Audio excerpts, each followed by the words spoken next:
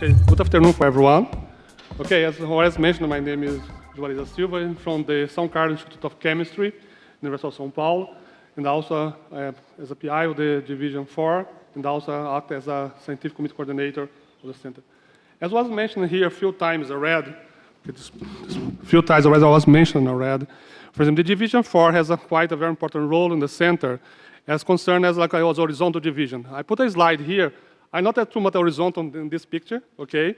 I'm in a corner of a triangle, and if we try, okay, to say our role in the center, that to provide some, say, to address problems that are addressed in another three divisions, but at the same time make some brainstorms concern theory, concern itself, also simulations, and the way you can help to explain experiments that are high-level experiments, that is to say, to address atomic understanding, why those materials, how they are binding together and why they have those type of properties, okay? And then our division is organized, I show here just how it's organized the division here before. Basically, as mentioned before, we have here the hub, Cine hub, that's coordinated here in the camp. Then we have the PI here, but then here also have the co-PIs too, act as executive committee here too. And then you have the supporting team that is the state located in the São Carlos Institute of Chemistry, part of it, also part in the São Paulo, in this FUSP, the USP Foundation. And then this is how he provides a clear perspective on the numbers of members of that is working now on the Division 4. Some numbers oscillating, but it changes semester by semester because new students come in, normally they graduate program in Brazil. And then here we have the 5 projects we have that go from 16 to 20, which complete the number 20 here. That goes, basically all the projects we have the PIs acting here, also the co-PIs, associate investigators, and the students. The average number of faculty members involved in each project is 3, except in the project number 19 that we have 4 faculty members that are involved in that case because of the complexity of the situation on the energy storage. Then we go from methane conversion, okay, try to address this using 2 different types of systems, like, for example, transition metal particles and also zeolites, no porous materials. And then we are also discussing concern to make a contribution and the CO2 capture and also CO2 reduction, okay, and using different types of materials. Then we have a project that goes to, in the case, we are exploring photovoltaic materials, based chalcogenides and also perovskites, and also dye-synthesized materials. And then you have a project here that goes for energy storage, basically batteries and supercapacitors. We have 2 this case too. That's the main contribution that side. And then we have one project that we call is a cross-boundary to get all the projects that also can help out the experimental projects too.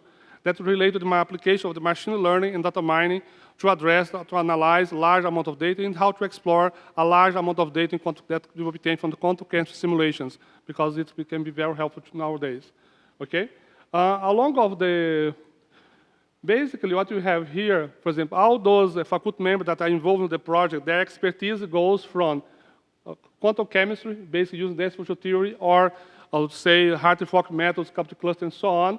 And then go to more a bit high level, to low level, this case here, that reactive force fields, in which you can address the breaking of bonds. This is like a 3rd generation force field. Then it goes up to the also atomic molecular dynamics based on 2nd generation, 1st generation force fields. And then goes also helps also expertise in computational fluid dynamics. And also when you can also make also coarse grain force fields, and then you can try. One of the challenges that we have here between all those techniques that you can have on the team, the long-term run that you want to address is how to combine different techniques and different boxes here, for example, quantum chemistry, molecular dynamics, or coarse grain to computational fluid dynamics, in the way you can try to go to different time scale and length scale to address more large and specific problems and make a large, we'll say, how to go from atomic to build up understanding for a device application, especially when you look at the scene. You are looking for basic science for a period of time, but for the long time run, you also have to look for more applied problems. In that case, the combination of those techniques is crucial for that part of the division, and then we have a goal to go in this direction along of the process, along of the time of the 5 years. But of course, we are already using computational fluid dynamics and other things too, but in applied separate project, we want to combine that. Okay? Along this, the division itself, for example, once we start to work on that problems, on that 5 initial projects, basically once we receive you was selected as one of the divisions of CINE, we start to work on that project. It means that we start to work on that basically in January, February 2018. And of course, because of that, we are also, there's a case too, because some of us are already working on those type of problems for a few years already, in the case of materials science, applied in the computational material science. And then here, for example, along the last 2 years, since the beginning, maybe from March to up to now, we have published 17 publications. That's what we selected here, that indicate here. These ones are the only publications that selected, straight connected with the subject that we have here. There are some papers that submitted, and there are several papers that is also in progress to be concluded this year. And I also here give some, say, a perspective on what type of magazines we are publishing our work. And then, of course, I'm not going to cover all those work here. I'm going to just give a highlights, what part that's important that you are doing, that we did, and what we are doing for the future now. Okay? Based on the project, for the first project that we have here, we have the following situation. Basically, we have the project 16, in which we want to address the selective conversion of methane to high-density carriers based on porous and nanomaterials. When we would say porous materials, we are thinking about zeolites, but we are also open for more complex porous materials like carbon materials too. We have also this case that we are going to start in future too. And then you have another case that for the nanomaterials, we are just basically here looking for transition metals, finite-sized particles. Basically, we are looking for binary systems, unary systems, when also ternary systems too, when you combine two or three, up to 3 or more chemical species to try to control how the things happen, how to change, tune the properties of those particles. And then in that case, for example, here, I just show here some work that's in progress. Basically, goes on directly shown by Fabio before. Basically, the CH4 dehydrogenation. In that case, we are using a very simple model. It is a transition metal particle composed of 13 atoms. And then the idea is to build up here. We are doing this for a large number of materials, of transition metals. But the idea is to try to build up an understanding and knowledge of the fundamental mechanisms that drive the breaking of the CH4, how you can extract the first hydrogen, and then and so on to move on, how you can play on those binding magnitude, and then to see how you can improve and what material could be more suitable for, sorry, this one is here. And then this one is done by, there's a work is leading by Carlos, a postdoc, supported by FAPESP, Priscilla is a PhD student, Vinicius undergraduate student by myself too. Then we are also pushing this different direction in the case of porous materials. This work is now in progress, done by Bassin, a PhD student, Sara, a postdoc, and Sara is a PhD student too, and Ana Paula is a postdoc, and also Talpa, with my collaboration too. And that's crazy, we are exploring the zeolites here. What we want to address here, basically, we start with a simple, we build up models to reproduce and to describe zeolites with a finite-sized particles, and then we have to see what size of particle is suitable to describe the properties of zeolites in a good way, and also at the same time, how to describe also the reactions too, and then also to test also different techniques concerned the description, the quantum description of those systems, the way you can get reliable results. This all work is in progress. There's a paper that's in progress on that moment now. And then here, for example, at the same time, we are also doing the parameterization of force field to describe to include on the simulations tau2 the effect of temperature, and in that case we need to improve the description of by force fields, and that's our example here that are in progress. The model was just, this calculation was just run by the Professor Gustavo and his students the last 2 months, with the base is a mixture of methane with methanol, and then a way to describe how you can obtain a good description of those type of fluid inside of zeolites here too. This case here, just a prototype, just a toy simulation just to verify if the force field is suitable to provide a good description for that case. This is a very important situation for us at the moment. Then, here in the project number 17, we have here the capture and also reduction of homogeneous and heterogeneous pores and nanomaterials. Basically, we are looking here in 3 different directions, basically. First one, we want to make the capture of CO2. This work is led by Kaline Coutinho, the Institute of Physics in São Paulo, USP, in a way that she's using metal-organic frameworks in the way based on to how to capture CO2 from air. Okay, there's a quite good challenge because in there's a large humidity, and it means that you can get all CO2 and get water and so on. and there's how we can explore those power materials that could work to absorb the CO2, to capture CO2. Of course, it's a quite good challenge here. And then we are also looking now at the reduction of CO2. We are looking now in two different perspectives. One is to use bio-inspired metal complexes, another one is transition metal particles, also chalcogenides, also in our perspective for the future. Why? Because we want to have a sustainable way how to use CO2 and the way that it could contribute to decrease the abatement of the CO2 in the atmosphere and so on. In that case here, I show here the first work that's in progress.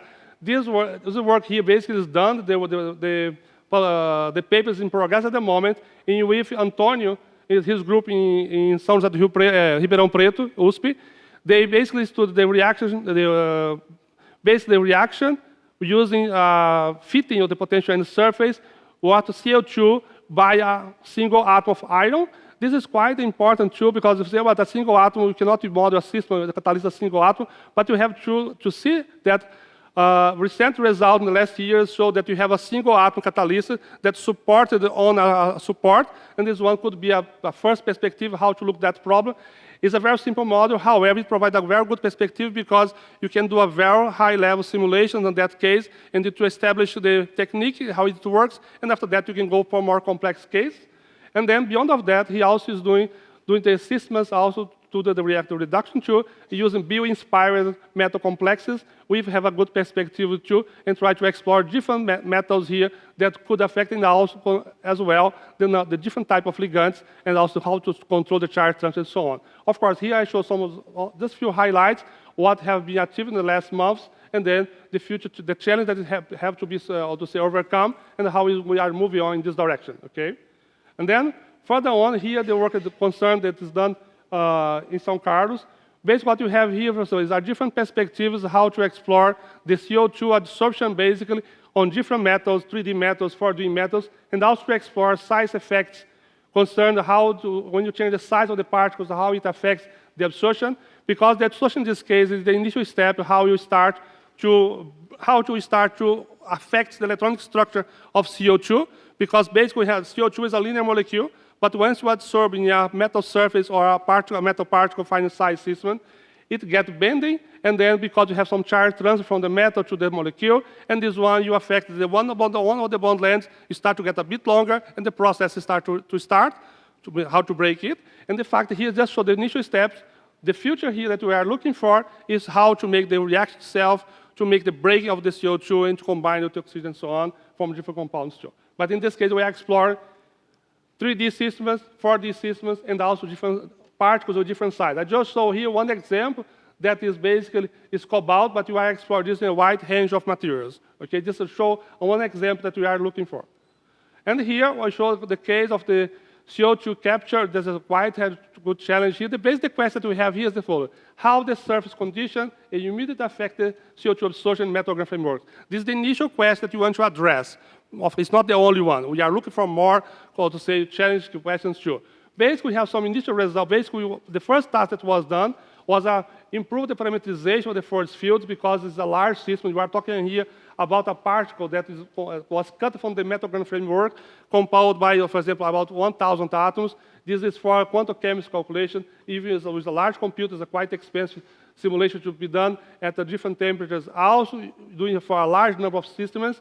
Then we are doing a reparameterization of different potential to improve the description, and then you have some preliminary results here. And I believe that with Kalindi, there's a manuscript that's in progress on that case here that we expect that's going to be finished, concluded before around July. I'll not say before July, but don't put pressure. Okay, we should not avoid that.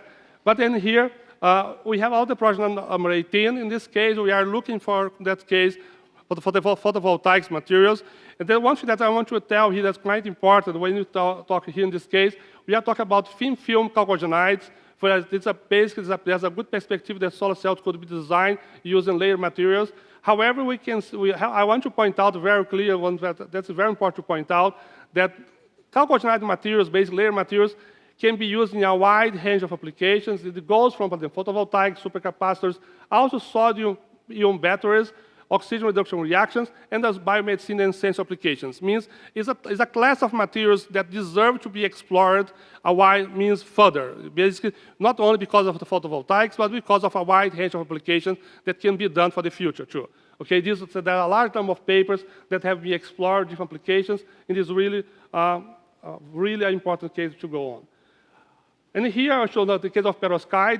This one, perovskite is here. Ana Flávia already mentioned about that. We have a strong synergy with Ana Flávia at the moment. This one, I show one of her systems here that we have been calculated by Mayud as one of my PhD students, in which we are doing a partnership when you can combine the expertise and try to help to explain experimental results. Basically, we want to try to explore perovskite quite well. And then you have here dye-statized solar cell. Basically, in this case, we are not looking at the screening of a large number of materials because these already have been, we are doing that in those two cases. But in this case here, you want to see how the solvent effects will affect the light absorption, electron transfer, and dye regeneration, and dyes into the solar cells. It goes in the way that we want to improve the methodology and how to obtain a very deep description of those type of systems. And then here, I showed us the two cases here. For example, the case of chalcogenides. We have quite a good number of students, PhD students, and also faculty members that collaborate on that project. Here I showed basically this was work that was published. In that case here, we are looking at, for example, how the size effects will affect the structure of those materials, and then how they affect then the electronic structure. Because once the atomic structure changes at the quantum site because of the size regime, that you decrease the size quite a lot, it will change the electronic structure and you affect the electronic properties and so on. And then this work was basically show that there is a phase transition between two types of different structures, one that's more stable at a full monolayer. However, once you decrease the size, you go to a phase transition to a different type of structure, and you change the electronic properties, and then it affects the results too. And then here I have a different case here. We study now how those layer materials are formed, starting from the basic unit here, a very small piece of unit here, and moves on to a large size particles. I don't show here all the size that we have done, but we have done up to a large, up to 300 or 500 atoms that we show here. And then this gives a good perspective for us how to explore the stability at the different sites and also the electronic properties and so on. And this work has been published too, just in the end of 2018. And then here, for example, in the case of perovskites, we want to, there's three roles that we want to explore. There's three directions that we want to explore here.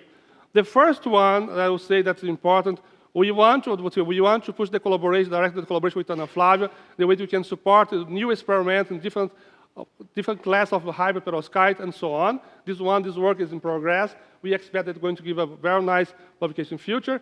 But we also want to explore the 2D perovskite. We're going to get a more wide range of cases too. And this work also, Ana Flávia also conducts some experiments at the moment too that go in this direction too. I think this way is a way to go for it, because why don't we explore put too much effort on the 3D perovskites? Because there's a large number of studies that have been published in the last 3 years, which we can also learn from that, and then goes on. But however, you also have some studies in this direction here too, with the hybrid perovskite exploring different organics, for example, the methylammonium, the methylphosphonium, and the phenylamidine here, in these different type of systems here. But we also, in this case, we also try to explore how to use what the methodology could be very useful to describe those systems. If Van der Waals correction is important, or spin-off coupling, what we should use or should not. Then we have some PhD student work on this direction too. Here we have a postdoc and has a PhD student working in this direction too. Okay?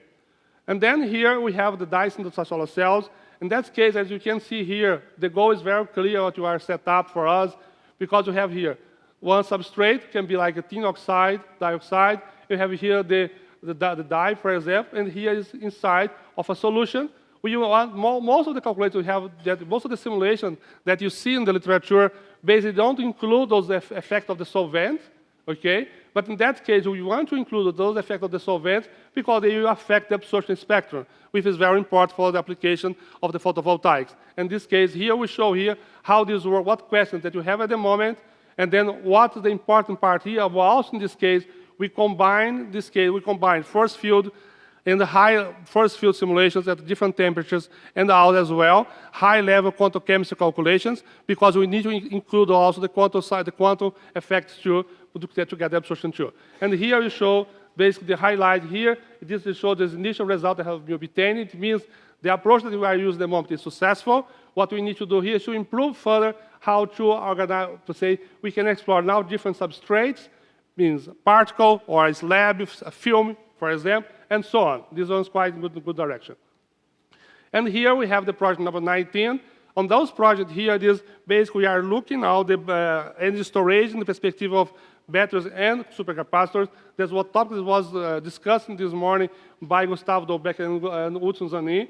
Basically, what we have here, for example, we want to explore different topologies for phosphonic liquids, for example, in this case, looking at electrolyte, and also look for different simulations concerning the ionic liquids, for example, use the constant potential and so on, and how to functionalize those electrolytes with different functional groups too, okay? Furthermore, we have a case here, we want to address too a new perspective to make energy harvested, use the vibration that you have on the system too, but in this case, it's not concerned with battery supercapacitor. I will just introduce it here, okay? In this case, in the case of batteries, we are not moving to the direction of lithium-ion or lithium-air batteries. Basically, we are looking at the case of sodium batteries, ion batteries, because it's a wide available material and has a low cost in the case, and it's not a technology that's already in place.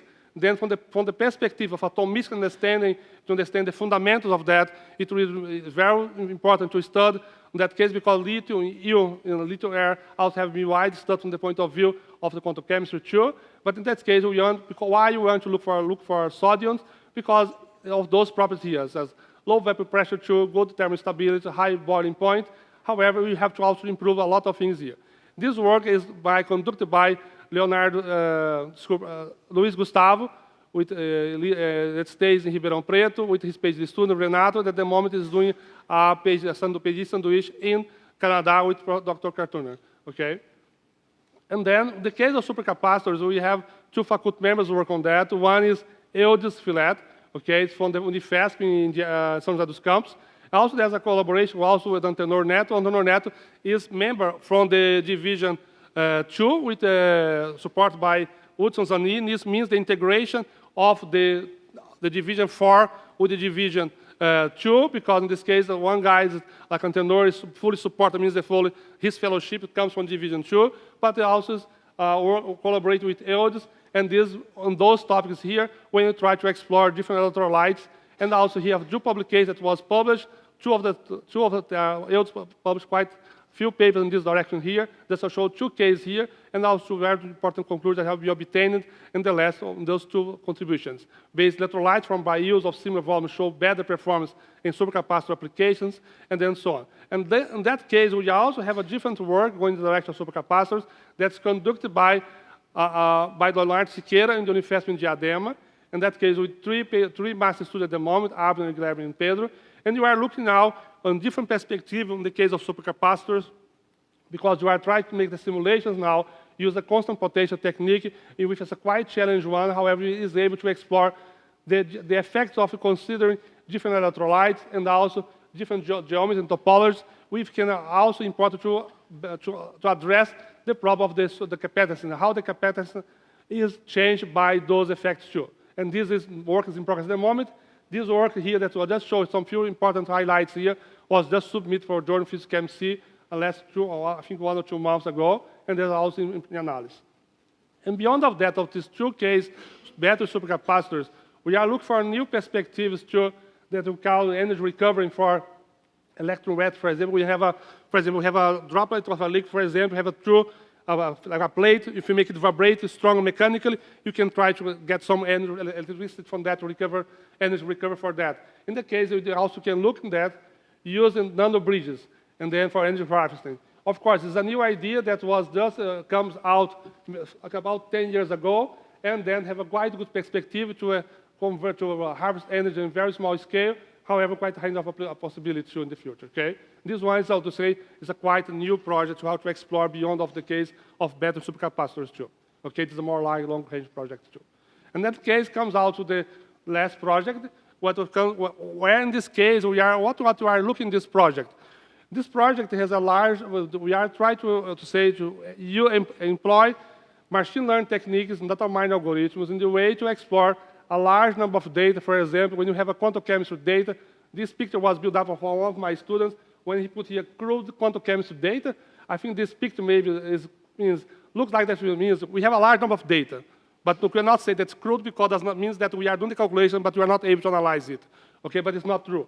What it means is the following. We have here a large number of data. Then you can get some quantum chemistry features from the data, but you also can use those data to train some machine learning algorithms like neural network. And from that one, we can try to go back and also to explore different properties at a lower computational cost, because quantum chemistry calculations at an initial level, they have a computational cost that's quite high. And beyond of that, we have some data mining algorithms which you can explore large number of data to try to get some patterns, or to identify some patterns that could be helpful to understand atomicity what you have in the result, that sometimes is hiding from our eyes in a first perspective, okay? And there's a lot of things that we are doing here, okay, in that case. One case that we show here, this work is conducted by Ronaldo Prat and also Mark Skillo, his students, and we collaborate with myself too. Basically, the first target that we have here, we are built up, using Coulomb matrix representation to represent how to convert a molecule in a vector that could be represented and used to extract some features, and of them it can be used to train a neural network and so on. Of course, this one here is one of the possible representations. There's a large number of representations that could be used. Some of them is more, suitable for some type of systems. Some of them is more suitable for different type of systems. However, one of the ones we understand how it works means that we are able to explore different properties. Because what's the idea? The idea is the following. Suppose you have a set of 1,000 molecules. Then you can train a neural network based on the data that you have, the quantum chemistry data. However, you want to calculate more 1,000 molecules, they are similar of those ones. In principle, with machine learning tools, you would not be able, you don't need to calculate the properties of the more 1,000 molecules again, because you can use the neural network just to extract this information based on what was learned from the first set. And this way is cheaper and also can provide a different perspective too explore different perspectives. And then here, I just show one first case here that's published a paper that we're going to submit next week. In this case, for example, we are already exploring not the machine learning itself, we are exploring the data mining techniques. What case? This work is in collaboration with Jonathan, Ronaldo, Prat, Mark Skillo, and Juarez too, because what we have here is the following. We have a quantum chemistry data here, have a large number of data of results. In the case, we understand how the system gets more stable because you make a mixture of one oxide, like silver oxide and zirconium oxide. It's a type of material that's connected to division 3, that's important, in which we have a good expertise. And then we understand how the properties evolve, no problem, it's fine. But could we use some of the technique, the data mining technique, like to obtain some correlation of the data and we get the same information? This was the first try that we did. It works pretty well because we get some information here from doing this analysis that is similar when you go deeper, we have a high training quantum chemistry, and then you get information there. However, using this analysis here, you get your data, run the algorithms, and the algorithm tells for you, for example, oh, there's a linear correlation between these two type of data, and it helps us to improve our understanding. And this one shows that the connection between the different members of our division is already helps to improve how to get better quality learning from that on, how to improve our atomic understanding in material science. Basically, with that slide, I finished this. Basically, the overview concerns the perspective that I provide from all the different 5 projects. And then here, I just show here what we are doing, we have done, and we are going to do, basically to provide integration within the division. This was a picture from our first workshop organized in October 2018, and here's a picture of our champion, Dr. Idranil, and myself here, all members from the division here. And this was a picture from the second workshop that was just happened in February, and show here Hudson Zanin, and show Professor Ernesto here from FISCAR too. It means that we are integrating with other divisions.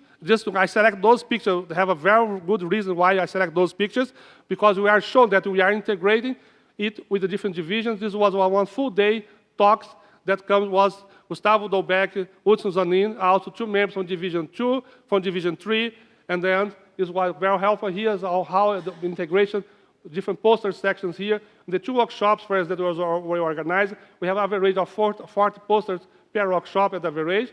And one important point here, this one's a picture of what happens in the second workshop. Basically, the following. We have the goal, one workshop, the second workshop was 5 days from Monday to Friday. However, the faculty members, most of the faculty members just stayed 3 days.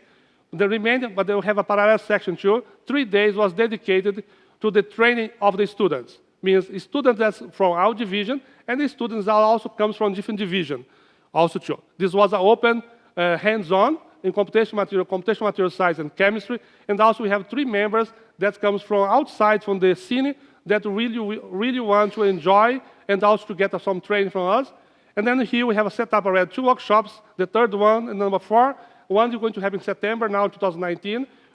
Based on the discussion for all faculty members involved in our division, based on ab initio and force field molecular dynamic simulations, because the first one, the second workshop, focuses on quantum chemistry, and then we want to change the topics, provide them to go in different directions too, because we need this technique inside of our team. We want to provide the best training for our students.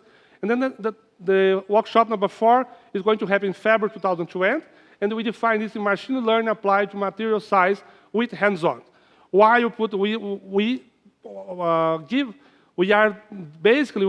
have up to 2020 a room to learn and improve our techniques in machine learning in a way that we can also train our students in Python and different techniques that could be useful.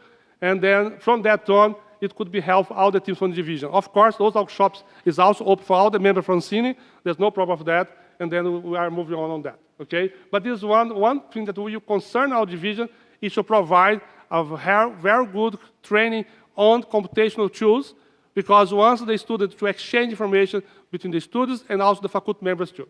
Okay? This is really important for us. Here I show just a few highlights. Okay? Basically what we want to tell is the following. Papers are coming out, okay, with a very good speed. We organize 2 workshops. There are more 2 to come. We already defined the topics. And then those workshops have provided a very good way how to integrate the members of the division and also integration for the division 4 with the remaining 3 divisions. That's very important for us. And also we obtained some additional funding from FAPESP for fellowships, like postdoc fellowships, and also some applications. And also CNPq grants was obtained by a few of our members from our division. And also we obtained some computational time at Santos Dumont, this National Laboratory of Computer Science. Basically, computational time for us, it means it's money, because it costs a lot to run there. Okay? And our infrastructure is in process at the moment. FAPESP is organized and importing. We expect in the next 2 months, 3 months, the cluster be already in Brazil, and then we can continue. We will have a more additional, to say, computational power to move on. Okay? Concerning the collaboration with the experiments that is involved in CINE, I want to show just to highlight 2 points. Is the collaboration with ELDIS and also Hudson. That's going very nicely. There's a bridge between them. The case is by the postdoc Antenor Neto, and also there's a collaboration that goes by myself with Ana Flávia, involves some PhD students, and also we're going to involve a postdoc in future too. I think this one's a very nice way to go.